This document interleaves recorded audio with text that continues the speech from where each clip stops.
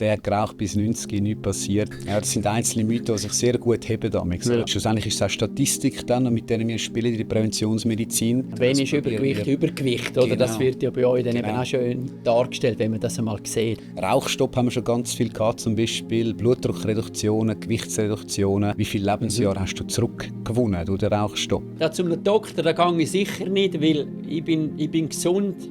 Aber kaum bin ich beim Doktor, findet er ja sicher irgendetwas. Aber bei euch geht es ja genau darum, auch zu welchem Zeitpunkt, oder? Je mehr das man hat von diesen Risiken, von Anfang an, und je länger man exponiert ist auch diesen Risiken, auch ein ganz wichtiger Punkt, desto wahrscheinlicher wird die Krankheit im Alter und desto früher tritt sie auch ein. The Proactive Podcast. Improve your health with care.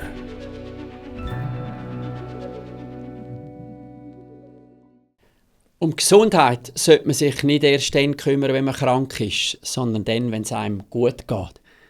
Willkommen zum Proactive Podcast, präsentiert von Care. Mein Name ist Jan Billeter und in jeder Folge gehe ich mit einer Spezialistin oder mit einem Spezialisten die Frage nach, wie wir unser Gesundheitspotenzial ausschöpfen können. Der erste Schritt, das wäre ein Check-up bei Care, weil mit Care da kannst du deine Gesundheit testen, tracken und du kriegst umsetzbare Tools für ein grösseres Wohlbefinden. Die nützen dir nicht nur heute etwas, sondern vor allem für die Zukunft. Und mit Care, da hast du deine Zukunft auch immer im Blick. Und mein erster Gast, das ist der Dr. Roman Walser. Er ist Facharzt für allgemeine und innere Medizin mit Schwerpunkt Sport- und Trainingsmedizin. Er hat die Ausbildung gemacht an den Spitälern in Bülach und am Triemli-Spital in Zürich. Er war 2 Jahre Hausarzt in Winterthur, hat in dieser Zeit auch Spitzathleten betreut. Der Roman war Clubarzt beim National-Handballverein von Pfadi Winterthur. Und heute ist er der medizinische Leiter von Care. Willkommen, Roman.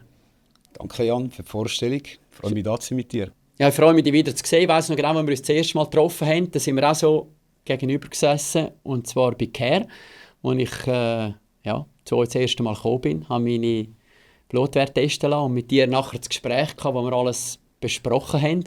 Und ja, ich bin eigentlich als Gesunder zu euch gekommen, Roman. Ist das der Normalfall, dass du vor allem mit gesunden Leuten zusammensitzt? Ja klar, Care, auf unserem Logo steht ja eigentlich Preventive, oder? Also wir machen Prävention, das ist ja in unserer DNA drin. Das heisst eigentlich per Definition, es kommen in der Regel gefühlt gesunde Leute zu uns. Ah, du sagst gefühlt gesunde Leute, hä? Wir bezeichnen sie in der Medizin als gefühlt gesund. Genau, also all die Risikoscores und so, die wir dann verwenden, dort heisst es immer so die Gruppe der gefühlt gesunden Leute. Und damit möchte ich eigentlich sagen, das ist Primärprävention, bevor etwas passiert. Was aber nicht heisst, dass man bereits etwas sieht. Also schlussendlich kann man dann reinschauen. Teilweise kann man es als geübter Präventionsmediziner vielleicht auch schon ein bisschen von aussen erkennen, ob der eine oder andere Faktor vielleicht schon ein bisschen rum ist. Aufgrund von der Biografie, vom Aussehen oder von was der Patient einem dann einfach erzählt in den ersten paar Minuten. Ja, und ich habe ja schon von Leuten gehört, die sagen, zum Doktor da gehe ich sicher nicht, weil ich bin gesund, aber kaum bin ich beim Doktor, findet er ja sicher irgendetwas. Aber bei euch geht es ja genau darum, auch zu welchem Zeitpunkt, oder? Absolut. Dass man ja kommt, genau, damit man noch reagieren kann. Das war ein bisschen so eine Wahrnehmung, die man über Jahre lang hatte. Wahrscheinlich immer noch sehr eingesessen in der Gesellschaft. Das Alter 50 hat sich so ein bisschen etabliert im System. Dort machen wir den ersten Check. Oder dort kann man mal schauen, was ist denn so los. Dort kann man auch mal ein bisschen Prävention machen. Oder?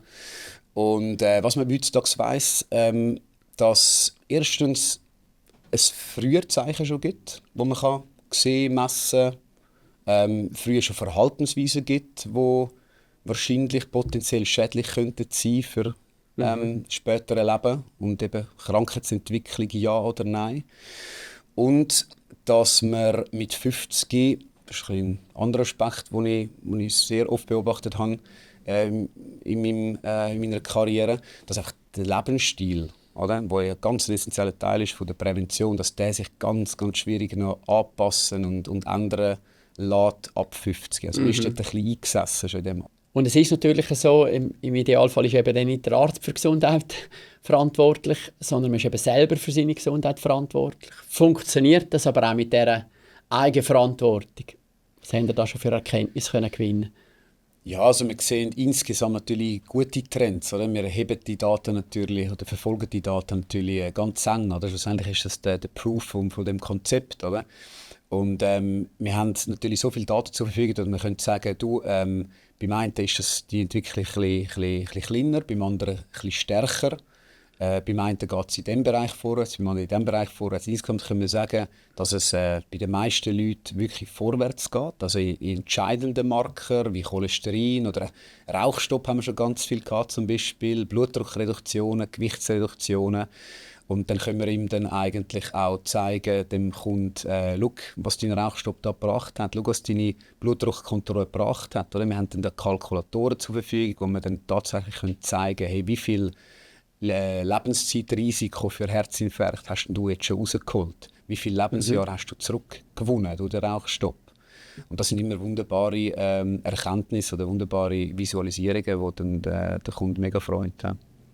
Ja, ich bin ja der Klassiker in dem Sinn, weil ich bin ja dann erst mit 50 zu euch gekommen. Aber durch meinen Beruf bin ich halt viel mit Spitzensportlerinnen und Spitzensportlern zusammen gewesen. Da geht es ja immer noch irgendwie um Optimieren. Und dort habe ich natürlich auch immer mitgekriegt, was gibt es für Möglichkeiten und für Tools. Und darum hat mich das Ganze natürlich auch fasziniert und interessiert. Und wir könnten meine Werte ja noch durchgehen, weil auch bei mir ist nicht alles im grünen Bereich. Das ist sehr spannend für mich. Mittlerweile habe ich schon einen gewissen Weg zurückgelegt. Also auf das werden wir auch noch eingehen. Aber zuerst wollen wir Care noch ein bisschen kennenlernen. Roman, wie ist Care überhaupt entstanden? Also wir sind ein Start-up, also ganz klassisch. Wir haben vor etwa 2,5 Jahren haben wir das Unternehmen gegründet, als junge Firma eigentlich. Da hat es Founders gegeben, da hat es Investoren gegeben, oder wie das halt so ist. Und wir haben uns dann in Zürich in einem Flagship-Store niedergelassen als erstes, haben dort Leute empfangen, haben bereits eine App gehabt dort, die Gesundheitstracking eigentlich möglich gemacht hat auf eine coole Art und Weise. Es hat einen Care-Score bereits gegeben, wir können die Blutwerte bereits visualisiert, ansprechend darstellen. Also cooler schon mal als auf einem Labor-PDF, wie man das sonst so gewöhnt ist.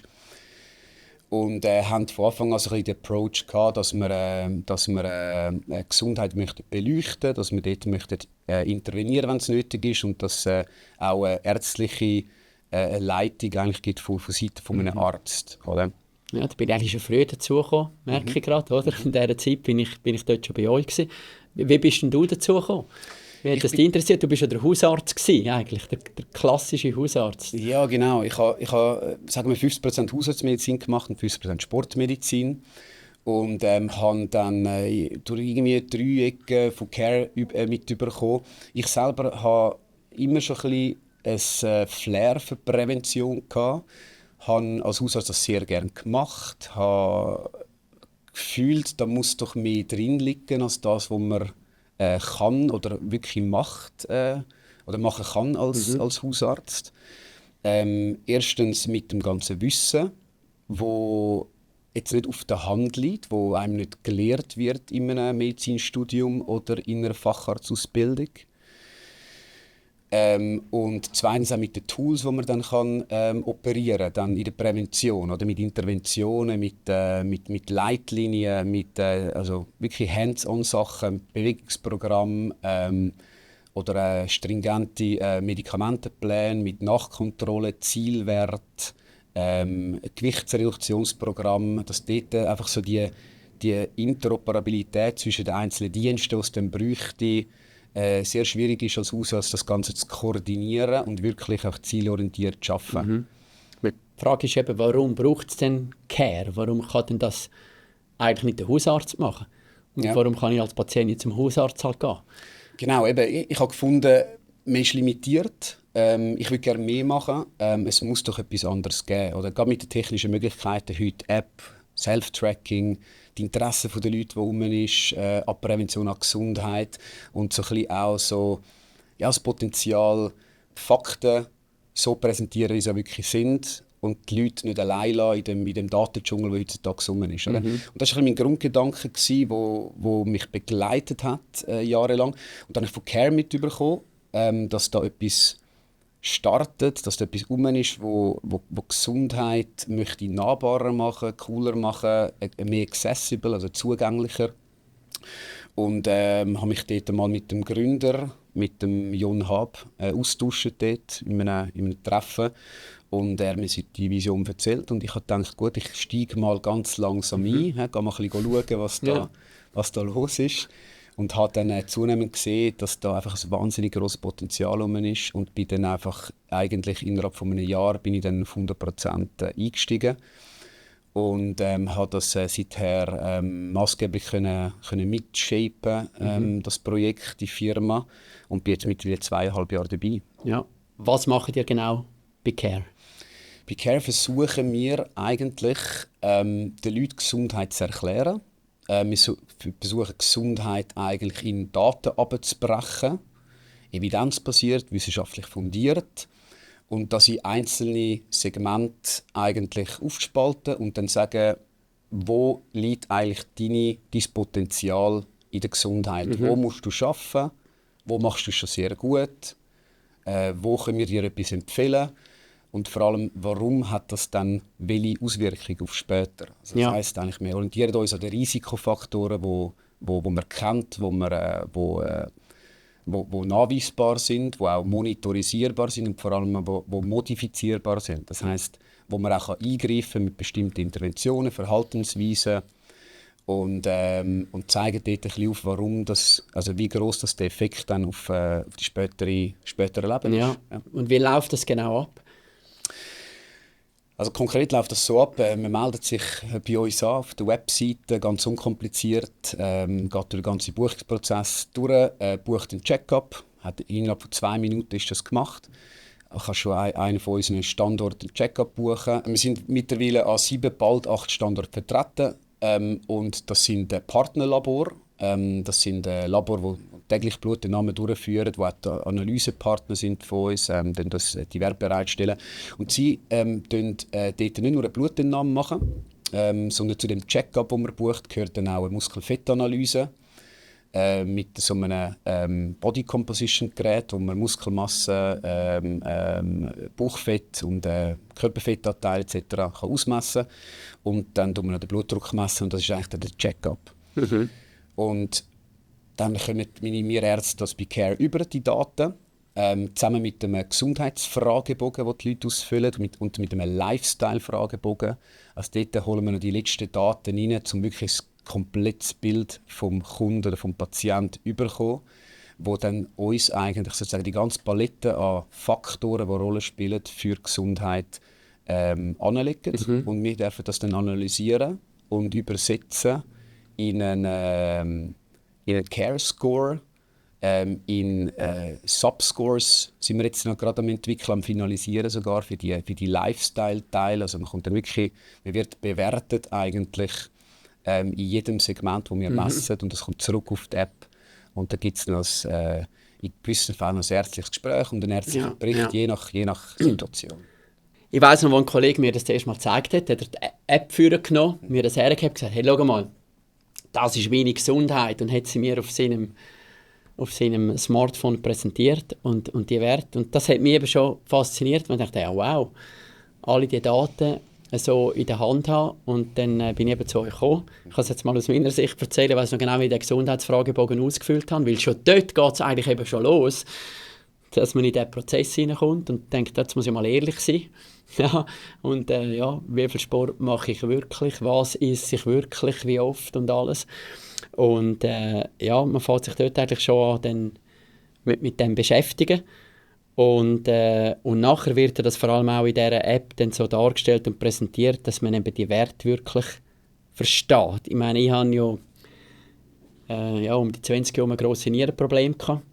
Ich habe wegen dem in meinem Leben sehr, sehr viele Bluttests schon machen müssen und weiss noch immer genau, das sind irgendwelche Laborblätter gewesen, die hat mir der Arzt zwar schon erklärt, aber die sind dann auch irgendwo in einem Aktenschrank verschwunden. Oder wenn ich sie noch mitgenommen habe, sind sie einfach sehr schwer gewesen, zum Verstehen, einfach die Werte. Die haben eigentlich immer schauen, welcher ist gestiegen, welcher ist irgendwie normal. Und bei euch wird jeder einzelne Wert in der App erklärt. Was ist das genau für ein Wert? Was hat er vor allem für eine Körperfunktion? Und ich habe es einfach immer dabei, meine Gesundheit, oder? Also ist das euch auch wichtig eigentlich, dass man eben die Leute mitnimmt, auch in dieser Gesundheit, dass man will eigentlich auch die Patienten kompetenter machen. Mega, also das ist genau der Kern, was du gerade erzählt hast. Die Gesundheitskompetenzförderung, oder? Das steht sogar auf dem Plan, also das ist oberste Ägide eigentlich von Prävention, auch von staatlicher Seite. Also wir möchten Gesundheitskompetenz in der Bevölkerung fördern. Oder? Und wir sehen uns dort auch wirklich auch als Teil davon. Das ist wirklich so ein bisschen die Essenz. Wir geben die Kompetenzen zurück zu den Leuten. Oder? Und fokussieren uns dort ein bisschen so auf das Potenzial oder die Fragen, die eventuell vorhanden sein können, wenn ein Kunde, der vielleicht nicht gerade Medizin studiert hat, die Werte anschaut. Oder? Auf einem PDF-Blatt dort sieht man normalerweise eine Normalrange und dann über zu hoch oder zu tief ist. Keine Erklärungen, keine Schattierungen oder Zonierungen von diesen Blutwerten und kein Zusammenhang zwischen den Einzelblutwerten. Und dort möchten wir eigentlich hinkommen, da sind wir schon relativ weit gekommen mit unserer App. Oder? Du hast zu jedem Blutwert eine Information. Was heisst der Blutwert? Warum messen wir den? Was passiert, wenn der zu hoch ist? Oder was ist der Grund, dass der zu hoch ist? Was ist der Grund, dass der zu tief ist? Mit welchen anderen Werten hängen die zusammen, die wir messen? Und dann wird das noch gradiert oder zoniert eigentlich in 4 verschiedene Zonen. Riskant oder in der Risikozone, das ist dann die rote Zone, das heisst, du bist relativ weit weg vom Minimal- oder Maximalwert. Und dann gibt es noch so eine gelbe Zone, das sind so um den Schwellenwert herum. Und dann gibt es die beiden grünen Zonen, normal und dann vielleicht noch teilweise sogar eine Optimalzone. Haben wir auch noch definiert für dort, wo es Sinn macht tatsächlich. Oder? Für das Cholesterin oder für ein Vitamin oder so macht es Sinn, dass man vielleicht sogar noch besser in die grüne Zone hineinkommt. Oder?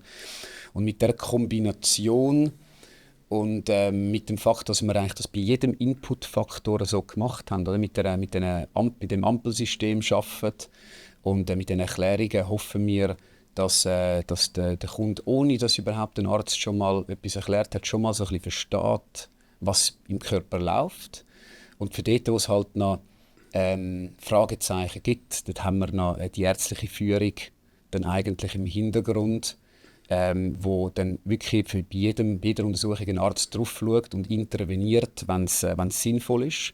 Und dort dann einen Bericht schreibt, der personalisiert ist und auf die Gesamtsituation schaut vom Kunden, individuelle Krankheitsgeschichten oder spezielle Auffälligkeiten in der Krankheitsgeschichte etc. Und da gibt es auch wirklich eine ärztliche Führung und da geht eigentlich nichts verloren in der Quintessenz. Ja, wir können dann noch darüber reden, eben auch die Tools, die ich gekriegt habe und was ich effektiv schon verbessern konnte. Aber eben, wie gesagt, ich bin mit 50 zu euch gekommen und das ist halt schon bis das Alter, wo man sich vielleicht eben vermehrt für das interessiert. Man kriegt ja mal ein Aufgebot für eine Darmspiegelung jetzt auch gerade und merkt, okay, ja, jetzt kommen da so ein bisschen die Sachen. Aber ihr sagt, es wäre ja gut, wenn man das eigentlich schon mit 20 oder 30 würde machen. Gut, ich hatte ein gesundheitliches Problem, ich war viel beim Arzt gewesen, aber ich wäre doch nie zum Arzt gegangen in diesem Alter, weil ich bin ja gesund gewesen, unsterblich, alles ist möglich in meinem Leben und so weiter. Oder warum soll ich da irgendwie einen Check-up machen? Ich fühle mich ja gesund. Also warum soll einem denn das in diesem Alter schon interessieren? Ja, also erstens ist in der Präventionsleitlinie, da steht tatsächlich schon drin, dass man Themen wie Übergewicht, Bewegungsförderung, gesunde Ernährung, Blutdruck, Zuckertest etc., dass das eigentlich ab 18 bis 25 schon thematisiert werden sollte. Die Frage ist, wer macht das? Oder? Also eben in dem Alter geht das steht Ihnen, das schreibt das BAG eigentlich? Das ist genau BAG abgesegnet, von der Gesellschaft für allgemeine innere Medizin erstellt. Das sind EBIPREF-Guidelines, heissen die. Das heisst, gewisse Themen sollten eigentlich schon sehr früh angesprochen werden, weil man halt weiss, was für einen Effekt das könnte haben auf später. Und dann so ein bisschen ab 30, 35, 40 kommen dann weitere Themen dazu und ab 50 kommen dann ganz andere Themen wie Krebsvorsorge, die du vorher erwähnt hast, mit dem Darmspiegel etc. dazu. Das heisst eigentlich, Präventionsthemen sind abhängig davon, wie alt das man ist. Und genau, abhängig von dem haben wir auch unsere Services, unsere Produkte zusammengestellt. Oder? Wir bieten 50-Jährigen plus 50-Jährigen andere Produkte an als Jüngere. Da sind wir auch immer noch dran am Arbeiten, dass das wirklich sehr altersorientiert oder risikoorientiert ist schlussendlich. Aber wir können durchaus im gesamten Altersspektrum etwas bieten, da finden wir immer irgendeinen Fokus. Und wenn dann alles gut ist, dann sagt man, du, es ist alles gut, wir haben bei dir jetzt einfach keinen Fokus. Wenn dann ein 19-Jähriger kommt, wo alles gut ist, dann sagt er mir nicht, du musst jetzt Ja, klar.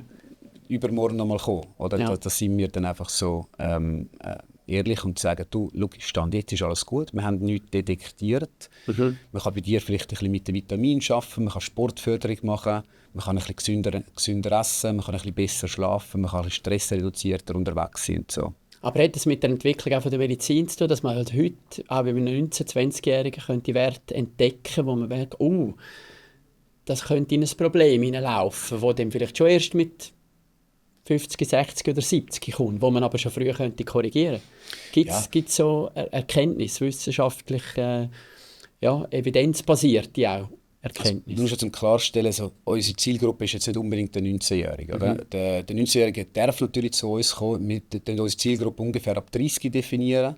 Das ist so ein bisschen in dem Bereich, wo wir sagen, die laufen immer noch unter dem Radar von einem Hausarztsystem. Aber die haben wahrscheinlich schon so ein bisschen, oder könnten schon das ein oder andere Thema haben. Man hat schon ein paar Sachen verbrochen im Leben, wenn man bis mit 30 ist. Oder Absolut, so. absolut. Mit Ernährung oder eben zu wenig Bewegung. Genau, und so natürlich. genau. Oder? Man kann Gesundheit als Kontinuum sehen. Oder so ein bisschen, ich erkläre das den Kunden immer so, dass am Anfang ist eigentlich Genetik. Oder? Genetik hat man bekommen, kann man nichts dafür, ist nicht modifizierbar in dem Sinne, oder nur ein Stück weit modifizierbar durch Verhalten. Und natürlich beim 19-Jährigen etwas, das aus genetischer Natur oder entstanden ist, wie zum Beispiel sehr hohe Cholesterinspiegel. Da gibt es natürlich 2, 3 Werte, wo man weiss, dass die sehr einen hohen genetischen Impact haben. Und da haben wir durchaus auch schon jüngere Leute gesehen mit sehr hohen Spiegeln. Das ist etwas, was man ab und zu mal rausfiltert.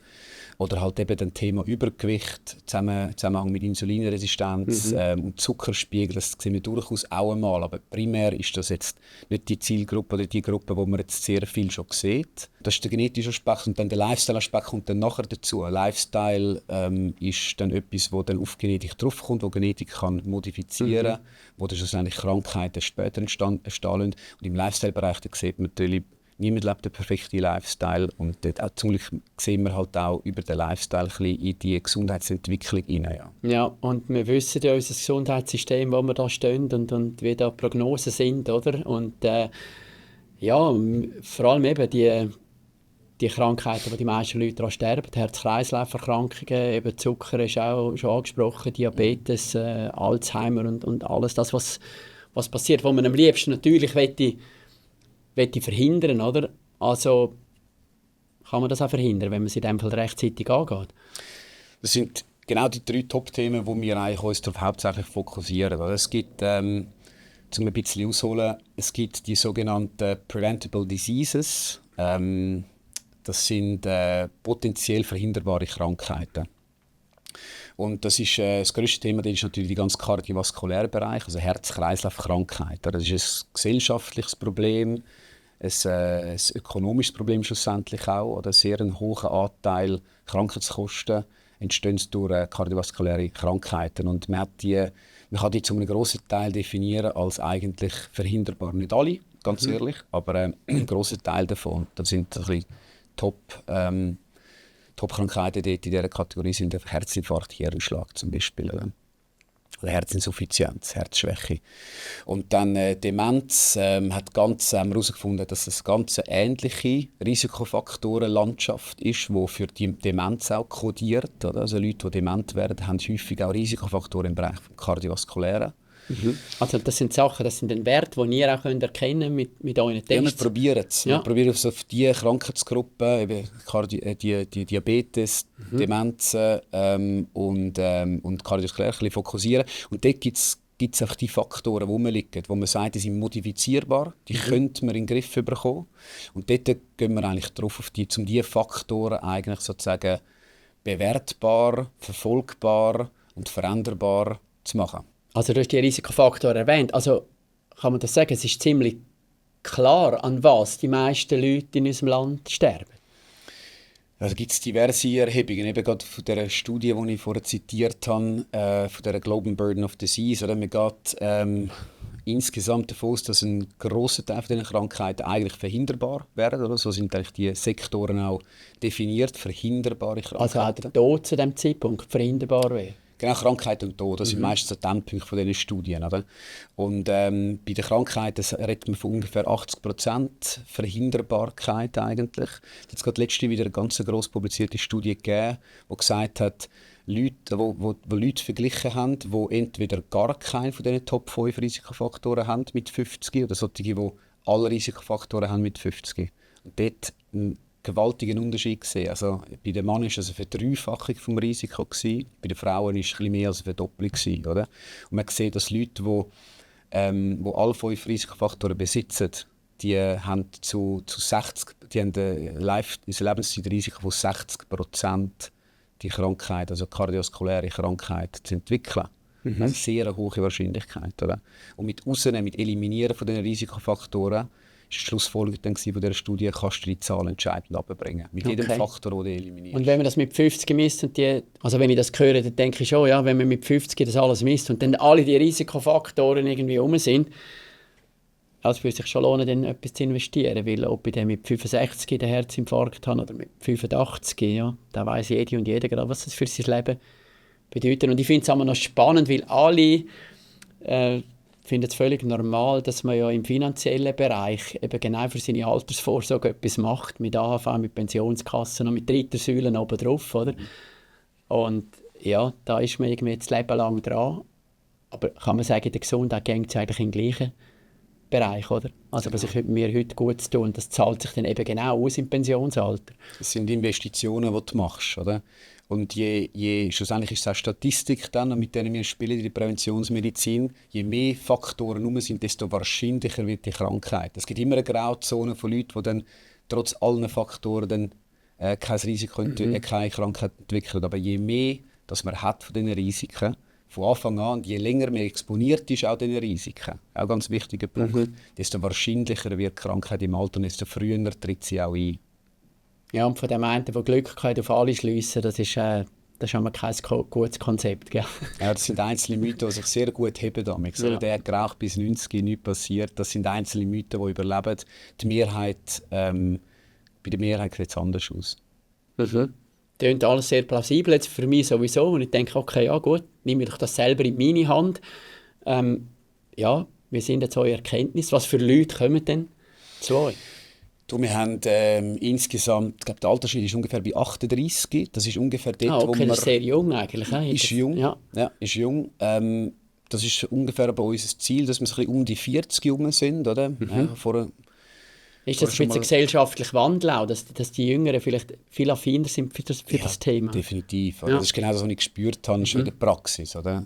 Dass das Thema Gesundheit das interessiert, das hypt, jeder hat seine Theorien, mal weniger, mal mehr. Aber noch schwierig ist, du sagst, es hypt, oder? Man wird überflutet auch natürlich mit einem Haufen Infos, die dann schwierig sind zum Einordnen. Genau. Aber das Interesse ist sicher rum. Das ist wahrscheinlich Fakt. Oder? Die einen mehr, die anderen weniger. Aber ich glaube, das Interesse und die Wahrnehmung hat sich geändert, definitiv. Und eben der Altersschnitt 38, 40, ja, das ist so eben unter dem Radar zwar noch. Bereits vielleicht erste Zeichen merken in dem Alter, vielleicht nicht mehr ganz jung rumhüpfen. Und vielleicht der Fokus hat sich so ein bisschen durch den Lebensumstand halt so richtig Gesundheit bewegt. Und darum ist das für mich nicht überraschend, dass unser Altersschnitt ungefähr dort liegt. Aber ganz wichtig zum Erwähnen, dass eben wir können, schlussendlich die Methode, die gilt von 18 bis 70 schlussendlich. Oder? Je nachdem können wir mit unseren Werten, die wir überwachen, immer eine Aussage treffen. Also ist auch nicht zu spät. Das spüre ich ja etwa auch bei älteren Leuten, die sagen, das ist schon passiert, quasi, was ich meinem Körper allenfalls zugeführt habe, oder meinem Lebensstil. Es gibt Studien, es gibt Daten tatsächlich, dass im ganz hohen Alter, also Muskelzuwachs im hohen Alter, Erhöhung von der kardiorespiratorischen Leistungsfähigkeit, also körperliche Leistungsfähigkeit, Cholesterinsenkungen im relativ hohen Alter, Zuckerspiegelnormalisierung im hohen Alter, Stressreduktion etc., das wirklich noch Auswirkungen hat. Wobei die in diesem Alter sind dann nicht halt alle einfach schon mittlerweile beim Hausarzt, weil sie schon Beschwerden hatten und werden halt jetzt durch den betreut und begleitet. Ja, was auch nicht falsch ist. Oder? Schlussendlich, wir sind auch immer sehr grosszügig und sehen es überhaupt nicht als Konkurrenz zum Hausarzt, sondern eher so ein bisschen als Ergänzung im Bereich Prävention, als Präventionsspezialisten. Es gibt keine präventionsmedizinische Fachärzte, das gibt es in der Schweiz noch nicht. Und von dem her, das wird dem Hausarzt auferlegt. Ob er sich dort in dieser Rolle wohlfühlt, ist dann die andere Frage. Die einen vielleicht mehr, die anderen weniger. Ein paar sind vielleicht glücklich, dass sie nicht Prävention machen müssen. Ja, gerade wollte sagen, wer hat denn überhaupt schon Zeit? Welcher Hausarzt? Ich meine, wenn man ja dort in der Praxis ist, sieht man ja, was los ist und in welchem Takt dass auch die Patienten müssen behandelt werden. Also, der hat schon genug zu tun mit Leuten, die Beschwerden und krank sind, wenn dann plötzlich noch Gesunde kommen. Ja, ich habe das gerne gemacht, oder? Aber ich habe gesehen, meine Mittel sind beschränkt, meine Zeit war beschränkt. Oder? Als Hausarzt hast du auch nur eine gewisse x Minuten Zeit pro Patient, die du darfst verwenden von der Versicherung aus. Oder? Aber es ist klar, wenn man zu euch kommt, natürlich, dann nimmt man es auch selber in die Hand, auch was die Kosten betrifft. Teilweise, also die Zusatzversicherungen unterstützen das sehr gut, sind wir sehr froh darum um die Partner. Wir haben eigentlich eine sehr breite Landschaft an Zusatzversicherungen an unserer Seite, die uns cool finden, die sagen, wir unterstützen das über unser Zusatzversicherungspaket. Den Nutzen sehen in dem? Sie sehen den Nutzen, um eine gesunde Population anzuziehen und halt Leute, die sich über die Gesundheitskompetenzen freuen und die auch umsetzen. Das hoffen wir natürlich, dass es dann weniger kranke Leute gibt im Alter und das ist natürlich attraktiv für die Versicherungsgesellschaft. Was findet ihr vor allem heraus? Gibt es da Tendenzen oder klare Spitzenreiter bei den Werten oder wie? Ja, wenn wir jetzt da auf die Risikofaktoren eingehen, da ist sicher Cholesterin immer ein Thema. Oder? Ich kann mal schnell eintauchen in die Welt der Risikofaktoren, oder? Du kennst es. Ja, ich bin jetzt habe jetzt meine App gerade geöffnet, weil eben mit Care hat man seine Gesundheit dabei. Es gibt ja die Kategorien optimal, normal, grenzwertig und kritisch, das ist dann rot. Und wenn ich jetzt halt auf grenzwertig klicke, dann bin ich dann da bei meinem LDL-Cholesterin. Und das ist eben dann, das ist am Anfang sogar rot gewesen. Jetzt sehe ich gerade, ich bin jetzt schon 5-mal bei euch gewesen. Und da wird jetzt erklärt, LDL-Cholesterin, was ist das, was passiert da genau, ob es produziert und was sind die gesundheitlichen Risiken. Und ja, das war bei mir da oben, du hast gesagt, das ist vor allem genetisch, wenn du mich so anschaust und bewertest und die anderen Sachen siehst. Aber trotzdem habe ich ein paar Tools mitgekriegt auf dem Weg. Noch mehr Sport und vor allem auch bei der Ernährung halt schauen. Und ja, ich habe meinen Score also gleich runtergekriegt. Also, er ist noch nicht grün, aber immerhin gelb. Also ich merke, wie mich das motiviert hat, als ich das gesehen. Und wenn ich jetzt den Verlauf da sehe, dann habe ich ihn runtergekriegt. Wenn du jetzt meinen Wert anschaust, was hast du das Gefühl? Kann dann der noch weiter runtergehen? Ohne dass ich ein Medikament nehmen schlussendlich, ich muss mich immer an Daten halten und also, an Erfahrungen, die ich gemacht habe. Und man sagt ungefähr beim Cholesterin, also nur schnell für das Publikum, Cholesterin ist einer der Top 3 Faktoren, sagen wir es mal so, oder Top 3 Risikofaktoren bestens untersucht. Lineares Verhältnis mit der Entwicklung von Herz-Kreislauf-Erkrankungen und früherem Tod schlussendlich auch. Also sehr starke Datenlage um Cholesterin. Und wir reden hier vom bösen Cholesterin. Es gibt noch das Gute. Genau, es gibt noch das Gute. Das ist das LDL-Cholesterin und das andere ist das HDL, gell? Genau. Ja. Und beim LDL-Cholesterin es gibt noch das böse Cholesterin, das heisst Apolipoprotein B, und es gibt das Lipoprotein A. Die sind leicht unterschiedlich zu verstehen, aber das LDL ist jetzt offen. Und dort weiss man halt schon, dass eine Reduktion von dem LDL-Spiegel mit grösster Wahrscheinlichkeit eine Risikoreduktion auslöst für die Krankheiten. Und man weiss aber auch, dass der genetische Impact auf das Cholesterin, wie viel das jemand im Blut hat und wie viel das jemand eben kann für Stoffwechsel entsprechend wieder in der Leber hat, also nicht nachweisbar und nicht potenziell schädigend für die Gefäße, dass das zu ungefähr 80%, 75-80% genetisch ist. Man hat einen Spielraum immer, jeder Mensch hat einen Spielraum, um das Cholesterin nochmal idealerweise oder optimalisieren eigentlich, oder optimieren. Und das hast du eigentlich jetzt prächtig gezeigt mit Lifestyle. Ja, wirklich mit Lifestyle, mit diesen Tipps, die ich gekriegt habe von euch. Und es war für mich auch überhaupt nicht schwierig, das umzusetzen. Also ich kann jetzt gut am Kuchenbuffet einfach mal vorbeilaufen und so, oder? Also ein kleines Beispiel. Aber was ich eben auch gehört habe, ist, ja, der Wert, der sei ja einfach auch schon runtergesetzt worden. Also der war früher viel höher gewesen. Im früheren Bereich wäre ich längstens grün gewesen. Und dann ist aber der Wert angepasst worden. Und da gibt es dann immer gerade die Stimme, ja, das ist sicher irgendwie die Pharmaindustrie gewesen, die natürlich die Cholesterinsenker verkaufen und so weiter. Und darum ist der Wert runtergesetzt worden. Also, ja, was ist denn da passiert? Was geht da vor sich, was wir alles nicht wissen? Cool, gibst mir die Vorlage, weil das ist natürlich ein Mythos, wo Ärzte, die sich mit Cholesterin beschäftigen, allgemein Ärzte nicht so gerne hören. Oder? Es ist halt wirklich ein bisschen so, meine Wahrnehmung, die Leute sind relativ, für so einen gut untersuchten Wert, relativ skeptisch dem Wert gegenüber. Ich höre immer wieder, wir haben viel Diskussionen über das Cholesterin. Es wird auch über das Internet sehr viel verbreitet. Sagen wir so, die Gegenstimmen, die wenigen Gegenstimmen, die es gibt, sind ziemlich laut, oder wie es halt amix so ist. Warum das genau so ist, kann ich nicht sagen. Das ist vielleicht etwas Kulturelles, vielleicht auch etwas von der Welt. Vielleicht hat die Weltanschauung dort spielt ein bisschen eine Rolle. Also ein bisschen überall, wo die Pharma drin ist, wird ein bisschen skeptischer geschaut. Schlussendlich sehe ich das aus einer hoffentlich relativ neutralen Sicht als Arzt, wo das Wohlbefinden des Patienten ins Zentrum stellt.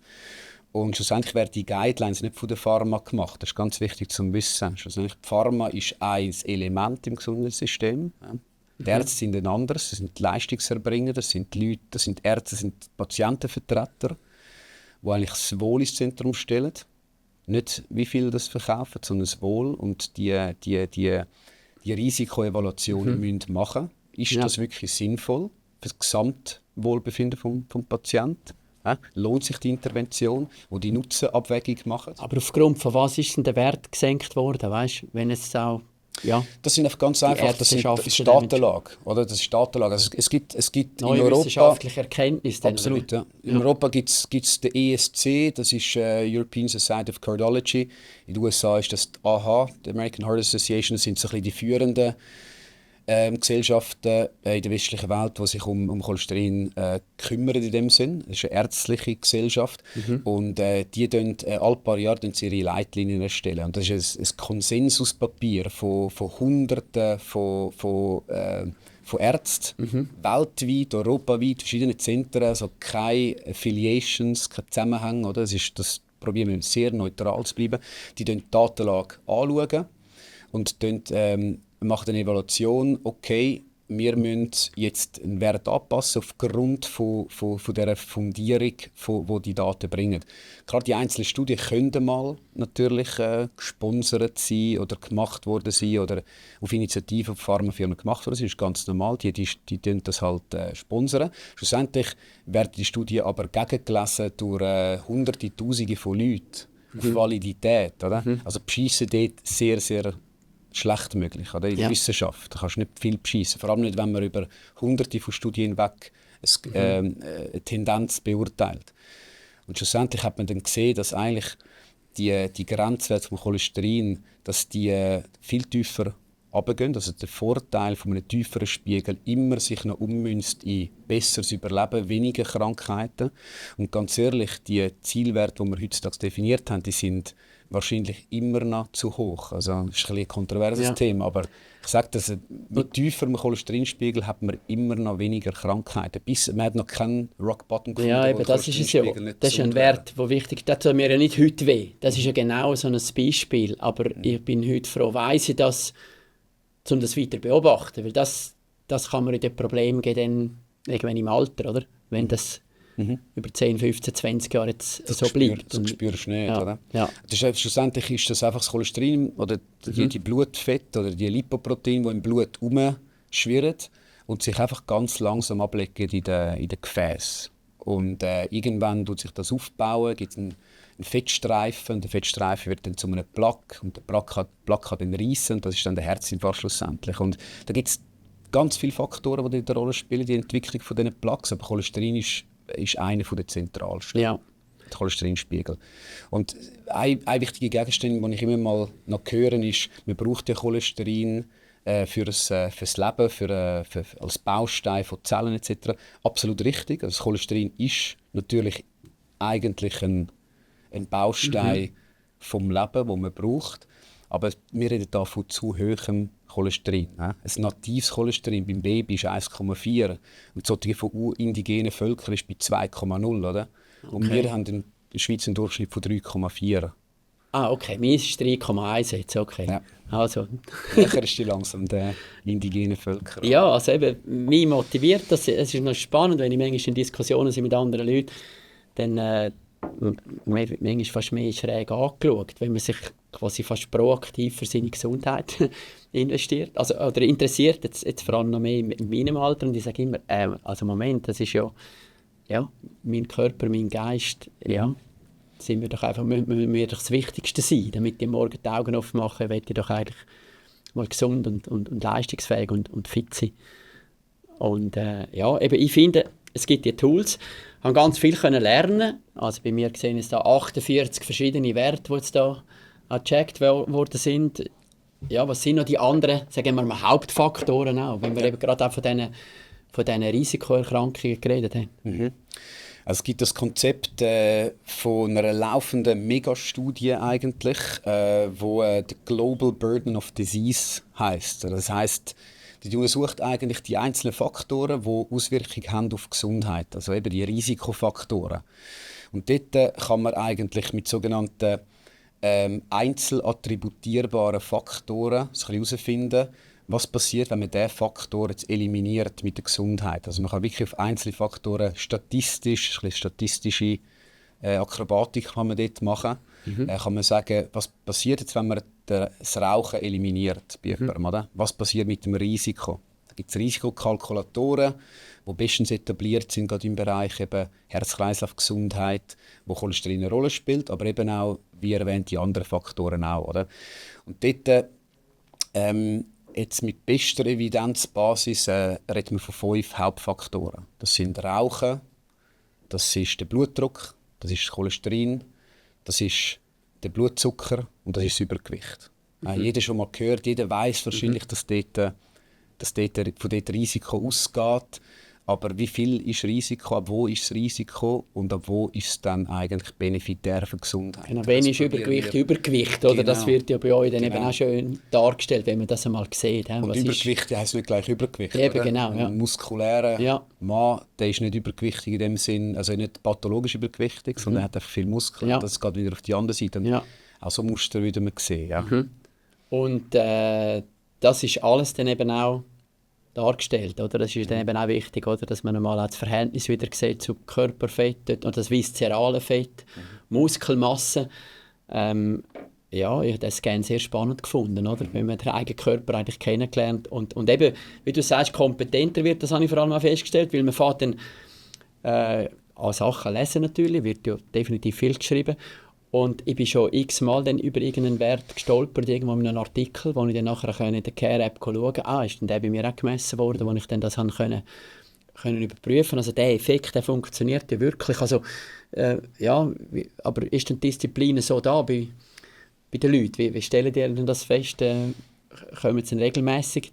Das ist eigentlich die Idee, oder? Dass man dann den Verlauf kann verfolgen kann, wenn irgendwelche Werte, sagen wir mal, gelb oder vor allem rot sind. Ja, wir sagen immer, Prevention ist gleich Retention. Also das heisst, Retention heisst, man muss dann dranbleiben. Oder? Man muss dranbleiben, Prävention. Die Wahrnehmung, einfach einmal einen Check zu machen und dann ein bisschen die Empfehlungen durchführen und dann nicht mehr nachzuprüfen oder nicht mehr anzupassen, das ist ein bisschen etwas, wo die Leute, wo ein bisschen in den Köpfen der Leute drin ist, primär einmal. Wir probieren ihnen aber so gut es uns gelingt, zu erklären, hey, es ist dann nicht einfach gegessen mit einmal, oder? Ausser es ist alles grün, oder? Dann kann ich ja gut sagen, hey, ich komme in 5 Jahren wieder, oder nicht? Absolut. Ja. Dann kann man ganz ehrlich sagen, schau, du brauchst jetzt erst in 2-3 Jahren die nächsten Tests. Oder bei dir haben wir jetzt auch wirklich keine Indikatoren, dass wir es anders argumentieren würden. In den meisten Fällen machen regelmäßige Checks aber Sinn. Wir bieten mittlerweile auch spezifische Checks an, das heisst nach identifiziertem Risiko, oder? In einem speziellen Sektor drin, oder? Sektor Cholesterin, Sektor Leber, Sektor Nieren oder Sektor allgemeine Risikofaktoren, dann kann man dort dann auch ganz spezifisch nachtesten und kann dort schauen, was man für Fortschritte macht. Und es braucht das Retesting, um halt die Strategien adaptieren, oder? Bei dir haben wir wahrscheinlich auch einen Moment gebraucht, bis wir den Kurs gefunden haben mit dem Cholesterin, oder bis du auch gesehen hast, hey, was hat denn was Effekt oder welchen Effekt. Teilweise, es ist ja, der Mensch ist hoch individualisiert, oder? Wir können auch nicht von Anfang an sagen, bei dir ist jetzt das die Methode. Dort brauchen wir mal eine Interventionszeit oder ein Interventionskonzept, eine gewisse Zeit, wo das wirkt, und dann können wir retesten und dann können wir sagen, schau, das hat jetzt gewirkt oder das ist jetzt einfach ja, es geht ja darum, auch Gewohnheiten anzupassen. Ja, das genau. kann einen Moment gehen, oder? Die bekannten Habits und alles, Genau, oder? Und ja, das ist definitiv so. Es braucht dann auch die Disziplin und den Willen, dass man das auch selber wirklich dann auch anpasst und bereit dazu ist, oder? Man könnte es natürlich auch mit Medikamenten lösen, ist ja klar, oder? Ja, es gibt immer dann eine Lösung mit Medikamenten, oder? Wir probieren es natürlich zuerst mal ohne, oder? Weil wir wissen halt, mit Lebensstil ist sehr viel drin. In den Guidelines steht da drin, zuerst mal mit Lebensstil arbeiten. Oder? Mit 50 dann halt eher schwierig. Dort greift man dann halt häufig schon so ein bisschen zu Medikamenten zurück, weil man weiss, hey, oder weil man vermutet, hey, die Lebensstil, ja, das ist vielleicht mal 2 Monate gut und dann geht es wieder zurück. Oder? Da kenne ich auch viele Fälle, oder? Wo die Leute dann ultra motiviert waren am Anfang und dann nach 6 Monaten war wieder alles gleich gewesen. Und die Werte spicken dann halt gerne mal wieder zurück, wenn man die Habits halt nicht beibehalten. Und dann kann ein Medikament schon auch eine elegante und einfache Lösung sein, um zu sagen, schau, das ist jetzt ein dauerhaftes Konzept. Man drückt den Wert ab und weiss, dass man dann halt auch etwas gönnt auf der anderen Seite. Ihr bietet auch und ihr empfehlt auch Supplement. Grosses Thema Supplement, wenn wir gerade schon wieder dran sind, was mir da schon alles um die Ohren herumgeflogen ist, was ich alles noch sollte nehmen und alles. Wie ist das richtige Vorgehen? Die Supplemente, wir messen Vitamine, genau, so ein bisschen sinnvolle Vitamine, wo eine gewisse Evidenzbasis haben. Vitamin D, B12, Folsäure, und dann messen wir noch 2, 3 Werte im Longevity-Bereich messen, Omega-3-Index, Homozystein. Dort weiss man auch, dass gewisse Risiken davon ausgehen können, wenn wir nicht optimale oder gute Spiegel haben. Und entsprechend machen wir auch dann Supplementationsempfehlungen machen, was uns vielleicht auch ein bisschen unterscheidet von einem Hausarzt. Wir haben das dort gut eingelesen, die Ärzte sind gut geschult auf dem Thema. Wir messen schlussendlich eigentlich Werte, die steuerbar sind. Das ist immer ein bisschen in unserem Interesse, dass man einen Wert messen kann, dann etwas machen und dann auch wieder messen. Und dann sieht man dann einen Anstieg, oder? Man sieht die Konsequenz von seinem Tun. Oder? Ja. Und auch dort gibt es Grenzwerte, gibt es Mangelbereich, gibt es Optimalbereich. Auch das haben wir wissenschaftlich probiert zu fundieren, so gut wie es geht. Oder? Und er gesagt, hey, look, wenn du in einer Grenzzone drin bist, du doch ein bisschen mit der Ernährung schauen, mal primär. Und wenn es ein ganz schwerer Mangelbereich ist, dann arbeiten wir dann auch mit Supplementen arbeiten, mit einem gezielten Konzept dahinter. Oder nimm doch mal 2 Monate lang so und so viel, dann wir es nochmal testen und dann gibt es eine Erhaltungsdosis oder dann schauen wir einfach schauen, dass mit der Ernährung dann das Erhalt ist. Oder? Ich habe das Gefühl, viele Leute supplementieren jetzt Blauen raus. Also Vitamin D beispielsweise, nehmen wir jetzt etwas Prominentes, das viele Leute kennen, die wissen, ja, gerade in den dunklen Wintermonaten, dass die Haut nicht selber produzieren kann. Nehmen wir das einfach einmal. Ja, wie ist das? Ja, wir probieren natürlich auch ein bisschen zu helfen, eben Stichwort so ein bisschen sich im Dschungel zurechtfinden. Wir wissen, dass Supplemente ein grosses Thema sind. Und wir haben das dort probiert. Auch ein grosses Business haben natürlich, oder? Ein Business, oder? Also, ich fühle mich immer wie skeptisch Leute gegenüber den Pharma und den Medikamenten sind, oder? Wo ja ein streng kontrolliertes Setting ist. Oder? Von mehreren Instanzen werden die Pharma ja schon kontrolliert. Klar haben sie auch ihre Business-Ziele. Aber dort kann man eigentlich von einer relativ grossen Sicherheitsmarge ausgehen, was Medikamente anbelangt. Oder bestens untersuchte Substanzen schlussendlich, die ganz klar einen überragenden Nutzen beweisen. Und in dem Supplementbereich sind wir eigentlich in einer Region, wo gerade in der Schweiz ist es vielleicht ein bisschen besser noch kontrolliert, was da verkehrsfähig ist und was nicht. Aber gerade wenn man ins Ausland geht, ist da relativ ein freier Markt, der dann spielt und jeder Anbieter ein bisschen mit den Dosierungen machen, was er möchte und mit der Qualität, die er liefert. Und dort gibt es schon einen Bereich, und ich muss sagen, da habe ich schon ein paar Supplementationsfehler gesehen und aufgrund von Irrtümern, Fehlannahmen, Mythen etc., wo ich muss sagen, da sind auch Leute in sehr gesundheitsgefährdenden Bereich aufgerutscht, wo wir das haben müssen dringend stoppen und ihm etwas empfehlen, wo Sinn macht. Also auch da nehmen die Leute an der Hand, oder? Und es wird dann aufgezeigt, ich habe das selber erlebt, gerade Vitamin D, Omega-3 Beispiele, sind so Beispiele gewesen bei mir. Und wo man dann nachher auch wieder sieht, okay, jetzt ist man wieder im grünen Bereich und wo man sieht, was man erreicht hat aufgrund von dem.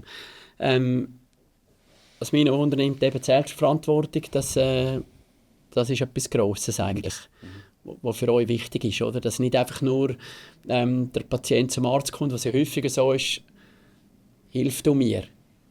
Ihr wollt auch eben die Selbstverantwortung fördern eigentlich mit eurem System. Denkst du, das kann gelingen? Wir probieren es. Die Möglichkeiten außerhalb von so einem System, wo die Leute halt ihre Werke tracken und beobachten und alles erklärt in der App, ist es schwierig, weil ich glaube immer, der erste Schritt für die Selbstverantwortung, wahrscheinlich auch für Prävention, ist eigentlich das Verständnis. Warum soll ich etwas machen? Warum muss ich jetzt Sport machen? Warum soll ich Muskel trainieren? Warum soll ich auf die Ernährung achten?